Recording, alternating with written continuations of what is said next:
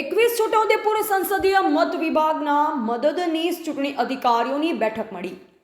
લોકસભા સામાન્ય ચૂંટણી 2024 અંતર્ગત છોટાઉદેપુર સંસદીય મત વિભાગ માટે તારીખ 7/5/2024ના રોજ મતદાન થનાર છે, જેને ધ્યાને લઈ જિલ્લા ચૂંટણી તંત્ર દ્વારા મુક્ત અને ન્યાયી વાતાવરણમાં ચૂંટણી યોજાય તે માટેની જરૂરી તૈયારીઓ કરવામાં આવી રહી છે. જે અંતર્ગત general observer Shri doctor Satish Kumar S અને જિલ્લા ચૂંટણી અધિકારી શ્રી અનિલ ધામેલિયાની ઉપસ્થિતિમાં 21 છોટાઉદેપુર સંસદીય મત વિભાગના મદદનીશ ચૂંટણી અધિકારીઓની બેઠક મળી હતી. આ બેઠકમાં જનરલ ઓબ્ઝર્વર શ્રી, જિલ્લા ચૂંટણી અધિકારી શ્રી, મદદનીશ ચૂંટણી અધિકારી શ્રીઓને મતદાન મથક, ઈવીએમ, સ્ટ્રોંગ રૂમ, રિસીવિંગ અને ડિસ્પેચિંગ સેન્ટર સહિતની ચૂંટણીલક્ષી બાબતો અંગે જરૂરી સૂચના કરી માર્ગદર્શન આપ્યું હતું.